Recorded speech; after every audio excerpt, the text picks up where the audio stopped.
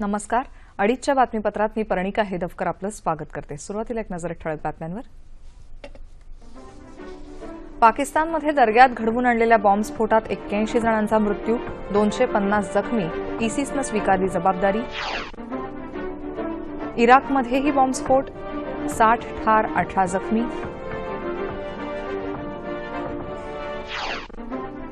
अमेरिकेत 7 मुस्लिम राष्ट्रांच्या नागरिकांना प्रवेशबंदी करणारा निर्णय डोनाल्ड ट्रम्प यांनी तुर्तास घेतला मागे. मुंबईत भाजपला एकहाती सत्ता देण्याचं केंद्रीय मंत्री नितीन गडकरी यांचं आवाहन. विमुद्रीकरणानंतर बँकांमध्ये जुन्या नोटा मोठ्या प्रमाणात जमा करणाऱ्या 18 लाख खातेदारांकडून प्राप्तिकर विभागानं मागवला खुलासा. तमिळनाडूत निर्माण झालेल्या राजकीय अस्थैर्याला अखेर पूर्णविराम. पलानीसामी उद्या विधिमंडळात सिद्ध करणार बहुमत. आणि लोढा समितीच्या शिफारशींची अंमलबजावणी करण्यासंदर्भात बीसीसीआयच्या नव्या प्रशासक मंडळाची आज नवी दिल्लीत बैठक. आणि आता पाहूयात सविस्तर वृत्त. पाकिस्तानातल्या सिंध प्रांतात शिया समुदायाच्या दर्ग्यात इस्लामिक स्टेटच्या आत्मघाती हल्लेखोरानं काल घडवून आणलेल्या बॉम्बस्फोटात किमान 81 जण मृत्युमुखी पडले असून 250हून अधिक जण जखमी झाले आहेत. सेहवान या शहरात असलेल्या सुफी संत लाल शाहबाज कलंदर यांच्या दर्ग्यात ही दुर्घटना घडली. या दर्ग्यात सुफी नृत्याचा कार्यक्रम सुरू असताना हल्लेखोरानं प्रथम हातबॉम्ब फेकला, मात्र तो फुटला नाही हे लक्षात येताच त्यानं स्वतःला उडवून दिलं. पाकिस्तानच्या अनेक भागांमधून या ठिकाणी रुग्णवाहिका पोहोचत असून मदत कार्य सुरू असल्याचं हैदराबादचे पोलीस आयुक्त काझी शहीद यांनी सांगितलं. या बॉम्बस्फोटानंतर पाकिस्ताननं अफगाणिस्तानच्या सीमा बंद केल्या आहेत. दरम्यान इसिस या दहशतवादी संघटनेनं या हल्ल्याची जबाबदारी स्वीकारली असून शिया समुदायाला लक्ष्य केल्याचं म्हटलं आहे. इराकची राजधानी बगदाद इथंही काल एका कारमध्ये झालेल्या बॉम्बस्फोटात अंदाजे 60 जणांचा मृत्यू झाला तर 18हून अधिक जण जखमी झाले. गेल्या 3 दिवसांमध्ये इराकमधला हा तिसरा बॉम्बस्फोट आहे.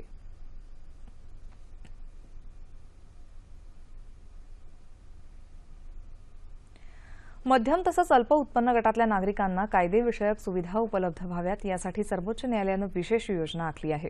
या अंतर्गत मासिक 60,000 किंवा वार्षिक 7.5 लाख रुपयांपेक्षा कमी उत्पन्न असणाऱ्यांना नाममात्र शुल्क भरून कायदेविषयक सेवा उपलब्ध करून दिल्या जाणार आहेत.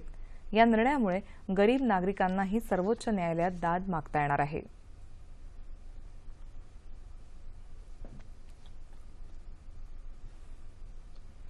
तिहेरी तलाक, निकाह हलाला आणि बहुपत्नीत्व या मुस्लिम धर्मातल्या प्रथांविरोधात न्यायालयात दाखल करण्यात आलेल्या सर्व याचिकांना 5 न्यायाधीशांच्या घटनापीठाकडे वर्ग केलं जाईल असं सर्वोच्च न्यायालयानं म्हटलं आहे. सरन्यायाधीश न्यायमूर्ती JS खेहर यांनी ही माहिती दिली. त्याआधी व्यक्तीचे मूलभूत अधिकार आणि मुस्लिम धर्मातल्या या प्रथांविरोधात न्यायालयीन तरतुदींची यादी काल केंद्र सरकारनं न्यायालयात सादर केली. लैंगिक समानता, निधर्मीवाद अशा आधारावर मुस्लिम धर्मातल्या या प्रथांना विरोध करत काळानुरूप त्यात बदल करावेत असा सल्ला केंद्र सरकारनं दिला आहे. हे सगळे प्रश्न संवैधानिक असल्यानं घटनापीठानं त्यावर निर्णय घेणं योग्य ठरेल असं सांगत सर्वोच्च न्यायालयानं या याचिका घटनापीठाकडे सोपवल्या आहेत. विमुद्रीकरणानंतर चलन टंचाईची परिस्थिती काही आठवड्यातच पूर्ववत करण्यात आली असून त्यात टाकसाळ महामंडळाच्या कर्मचाऱ्यांचं मोठं योगदान आहे असे गौरवोद्गार केंद्रीय वित्तमंत्री अरुण जेटली यांनी काढले. या निर्णयामुळे 86% नोटा व्यवहारातून बाद झाल्या, त्यामुळे मोठी चलन टंचाई निर्माण झाली. त्यावेळी लोकांची कमीत कमी गैरसोय व्हावी या दृष्टीनं नवं चलन छापण्याचं काम युद्धपातळीवर सुरू होतं असं जेटली म्हणाले.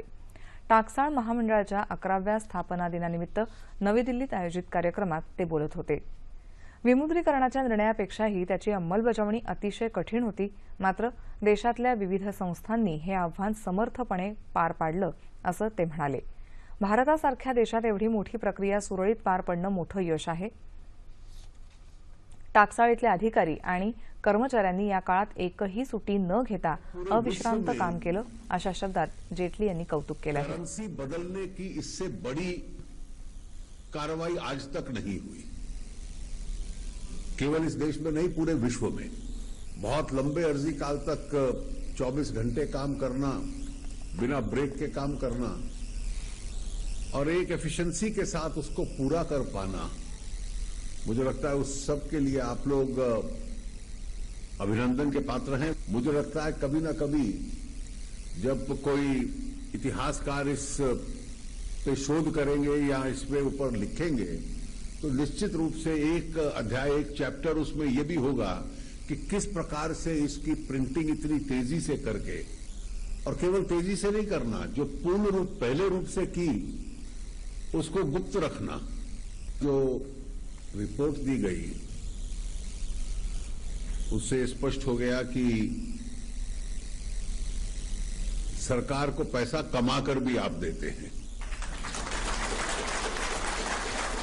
क्योंकि आपका प्रॉफिट बहुत कम सरकारी कंपनियां ऐसी हैं जो पूर्ण रूप से डेट फ्री हो, जिन कर्ज से मुक्त हो, और सरकार से भी जो साधन लिए हुए हों वो वापस कर दिए जाएं और हर वर्ष सरकार को डिविडेंड भी दें।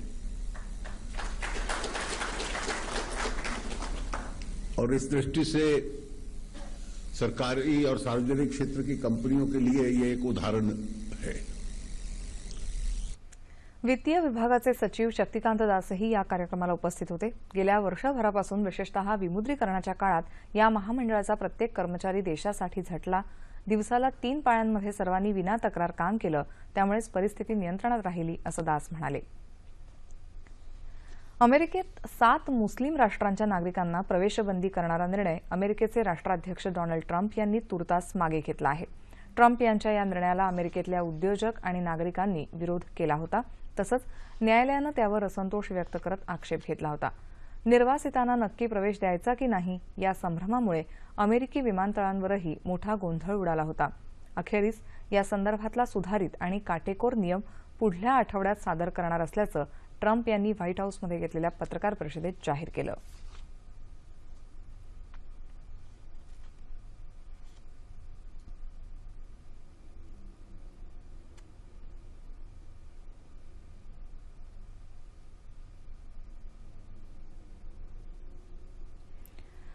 महापालिकेत स्वच्छ प्रशासन आणि विकासाची हमी भाजपा देत असून विकासाचं स्वप्न पूर्ण करण्यासाठी भाजपला भरघोस मतांनी निवडून द्या असं आवाहन भाजपचे ज्येष्ठ नेते व्यंकय्या नायडू यांनी आज पुण्यात झालेल्या पत्रकार परिषदेत केलं।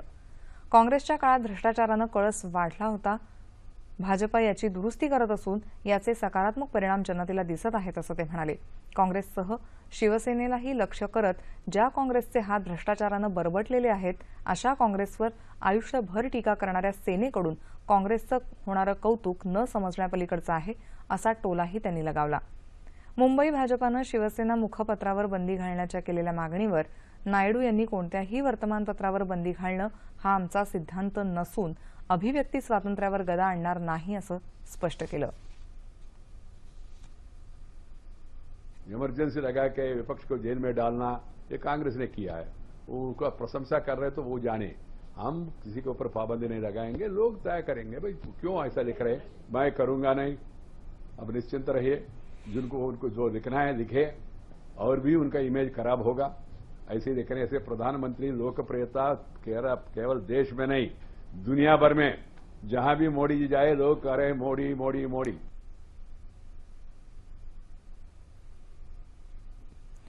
जनतेला आता विकासाच्या राजकारणात रस असून विकासपथासाठी मोदींसारखं नेतृत्व अजून 10-15 वर्ष देशाला हवं आहे असं नायडू म्हणाले। दिल्ली विधिमंडळाच्या आमदारांची वेतन वाढ सुचवणारं दिल्लीच्या सरकारनं पाठवलेलं विधेयक केंद्रीय गृह मंत्रालयानं दुसऱ्यांदा फेटाळलं आहे। या विधेयकातल्या बऱ्याचशा मुद्द्यांवर गृह मंत्रालयानं दिल्ली सरकारकडून स्पष्टीकरण मागवलं आहे। या विधेयकात आमदारांच्या वेतनात 400% वाढ सुचवली आहे। सध्या आमदारांचं मूळ वेतन 12,000 रुपये प्रति महिना असून ते 50,000 रुपये करावं, तसंच एकूण मासिक उत्पन्न वाढवून ते दरमहा 2,10,000 इतकं करावं अशी दिल्लीतल्या आमदारांची मागणी आहे। ही वेतनवाढ मान्य झाली तर आमदारांच्या वेतनाच्या बाबतीत दिल्लीचा देशात प्रथम क्रमांक लागेल। दिल्ली सरकारच्या महसुलाशी ही वेतनवाढ विसंगत असून त्यामुळे प्रशासनाच्या तिजोरीवर मोठा भार येईल असं गृह मंत्रालयाचं म्हणणं आहे। मुंबई हे देशाच्या विकासाचं इंजिन असून त्याला गती देण्यासाठी भाजपला एकहाती सत्ता द्या असं आवाहन केंद्रीय मंत्री नितीन गडकरी यांनी केलं आहे। मुंबईत विलेपार्ले इथं आयोजित भाजपच्या प्रचारसभेत त्यांनी काल शिवसेनेवर कडाडून टीका केली। गेली 20 वर्ष मुंबईत शिवसेनेची सत्ता आहे, मात्र मुंबईतले रस्ते, कचरा निर्मूलन, जलशुद्धीकरण हे प्रश्न अनुत्तरितच आहेत. शिवसेनेला फक्त टक्केवारी हवी असते, विकासाशी त्यांचं देणं घेणं नाही, असं गडकरी म्हणाले. युती करताना दोन्ही पक्षांना एकमेकांची गरज असते हे विसरून चालत नाही. भाजपनं नागपूरमध्ये विकासाचा अजेंडा राबवला. मुंबईत मात्र स्थायी समिती आणि महापौरपद शिवसेनेकडे असूनही मुंबईत विकास कामं झाली नाहीत, असा आरोप गडकरी यांनी केला.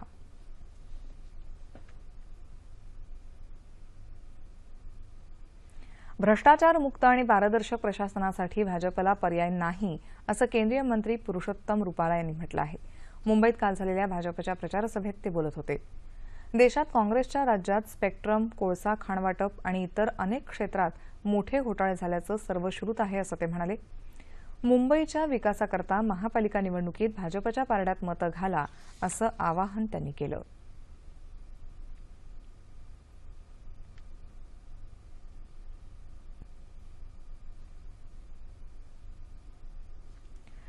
आगामी महानगरपालिका निवडणुकीत मतदारांनी जास्तीत जास्त मतदान करावं यासाठी निवडणूक आयोग प्रयत्नशील असताना उल्हासनगर महापालिकेनंही एक अनोखी शक्कल लढवली आहे.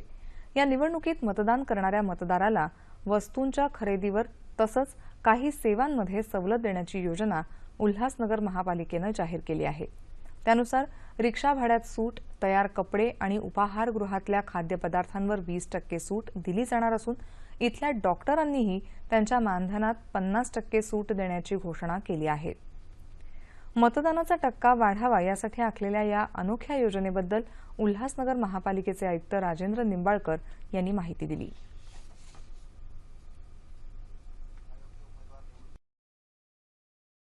सक्षम उमेदवार निवडीसाठी जास्तीत जास्त लोकांनी जर मतदान केलं तर त्यामध्ये लोकांना त्याच्यामध्ये त्यांच्या शहराच्या विकासासाठी आणि त्यांच्या स्वतःच्या मूलभूत सुविधांसाठी स्वतः ते हातभार लावू शकतील.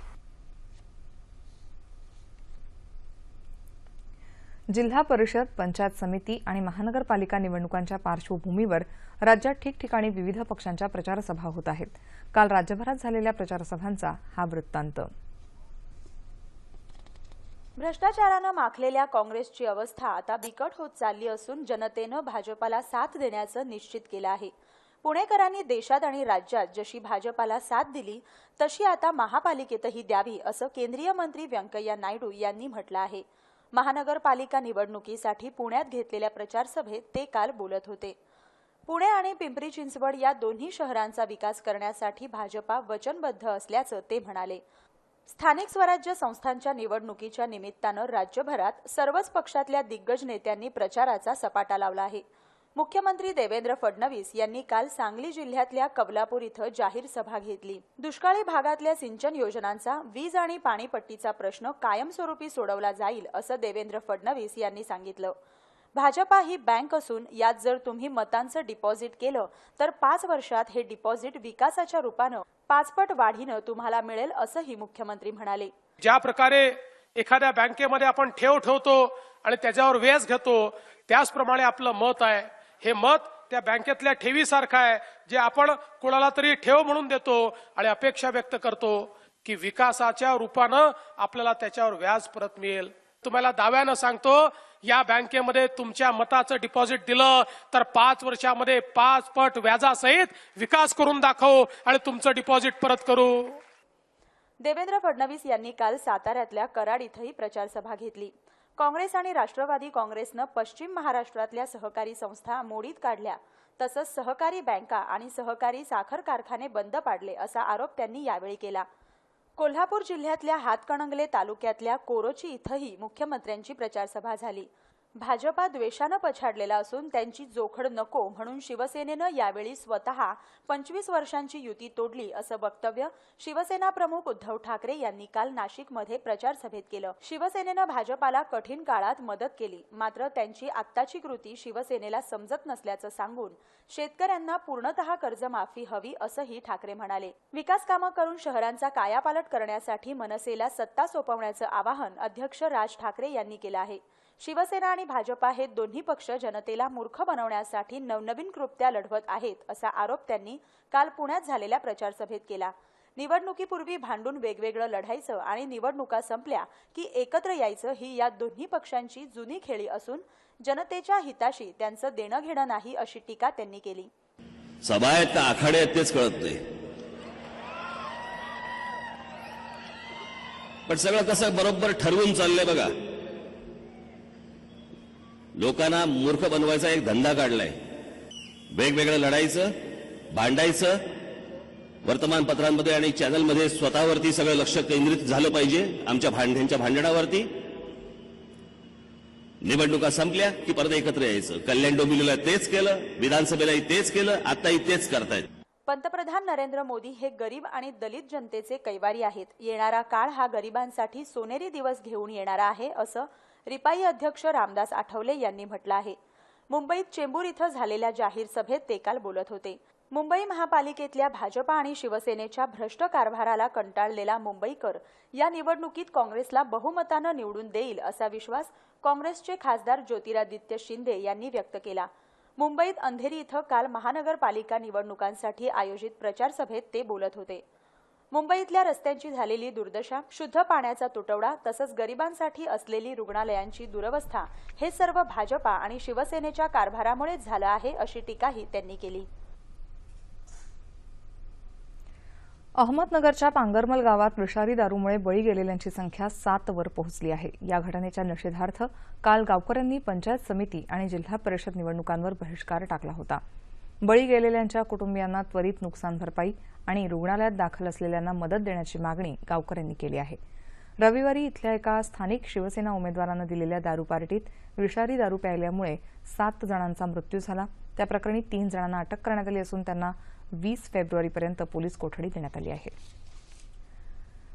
विमुद्रीकरणानंतर बँकांमध्ये 500 आणि 1000च्या नोटा मोठ्या प्रमाणात जमा करणाऱ्या 18 लाख खातेदारांकडून प्राप्तिकर विभागानं खुलासा मागवला होता. त्यातल्या 9 लाख खात्यांचे व्यवहार संशयास्पद आढळले आहेत. पंतप्रधान गरीब कल्याण योजनेची मुदत 31 मार्चला संपत असून त्यानंतर या संशयास्पद व्यवहारांवर कारवाई सुरू होणार आहे. स्वच्छ धन मोहिमेअंतर्गत प्राप्तिकर विभागानं नोटाबंदीनंतर बँकांमध्ये जमा झालेल्या ठेवींची तपासणी केली. त्यात 5 लाखांपेक्षा अधिक संशयास्पद रक्कम जमा करणाऱ्या 18 लाख खातेधारकांना SMS आणि ईमेल पाठवून स्पष्टीकरण द्यायला सांगितलं होतं.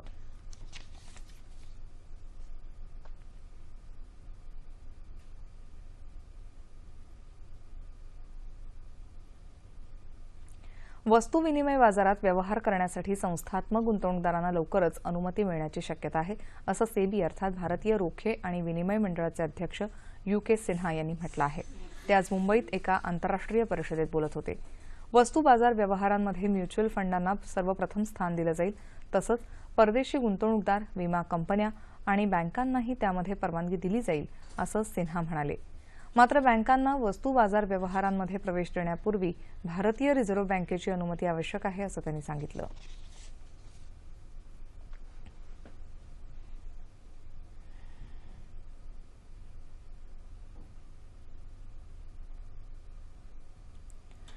तमिळनाडूत निर्माण झालेल्या राजकीय अस्थिरतेला पूर्णविराम मिळाला असून अण्णाद्रमुकच्या विधिमंडळ पक्षाचे नेते ई पलानीस्वामी यांनी काल तमिळनाडूचे मुख्यमंत्री म्हणून शपथ घेतली. पलानीस्वामी हे अण्णाद्रमुकच्या सरचिटणीस शशिकला यांचे निष्ठावंत आणि विश्वासू सहकारी आहेत.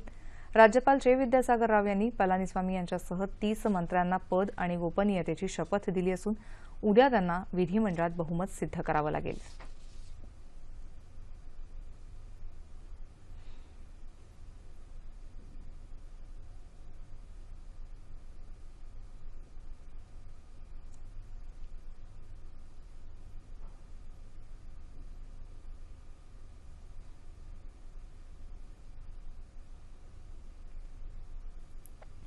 उत्तर प्रदेशातल्या विधानसभा निवडणुकीच्या 3ऱ्या टप्प्यातल्या मतदानाचा प्रचार आता अंतिम टप्प्यात आला असून आज संध्याकाळी या प्रचाराची सांगता होईल. लखनौ, इटावा, कानपूर, बाराबंकी, मैनपुरी आणि सीतापूरसह 12 जिल्ह्यांमधल्या 69 विधानसभा क्षेत्रात येत्या रविवारी 19 फेब्रुवारीला मतदान होणार आहे. विविध पक्षाच्या नेत्यांनी काल संपूर्ण दिवसभर प्रचाराचा धडाका लावला होता. आजही भाजपचे राष्ट्रीय अध्यक्ष अमित शहा, काँग्रेसचे उपाध्यक्ष राहुल गांधी यांच्यासह अनेक दिग्गजांच्या प्रचारसभा होणार आहेत.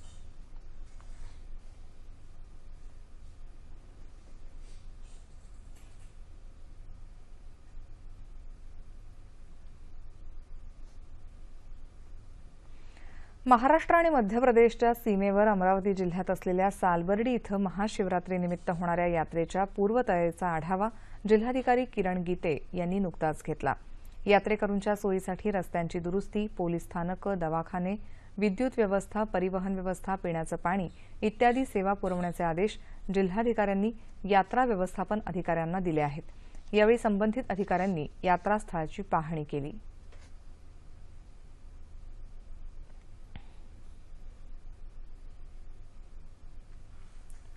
भारताची बॅडमिंटनपटू पी.व्ही. सिंधू हिनं बॅडमिंटनच्या महिला एकेरीच्या जागतिक क्रमवारीत अव्वल 5 खेळाडूंमध्ये स्थान मिळवत 5व्या क्रमांकावर झेप घेतली आहे। हा बहुमान मिळवणारी ती दुसरी भारतीय महिला बॅडमिंटनपटू आहे। याआधी केवळ सायना नेहवालनं हा मान मिळवला होता। रिओ ऑलिम्पिकमध्ये रजत पदक पटकावणाऱ्या पी.व्ही. सिंधूचं हे कारकिर्दीतलं आतापर्यंतचं सर्वोच्च मानांकन आहे।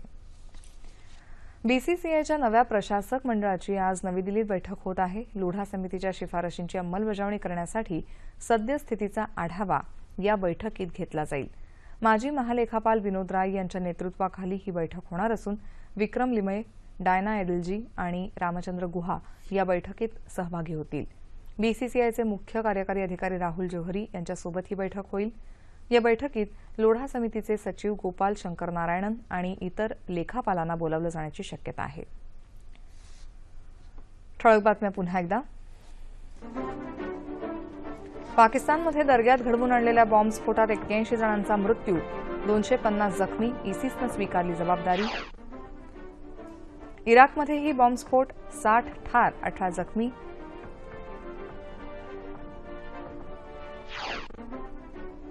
अमेरिकेत 7 मुस्लिम राष्ट्रांच्या नागरिकांना प्रवेशबंदी करणारा निर्णय डोनाल्ड ट्रम्प यांनी तुर्तास घेतला मागे। मुंबईत भाजपला एकहाती सत्ता देण्याचं केंद्रीय मंत्री नितीन गडकरी यांचं आवाहन।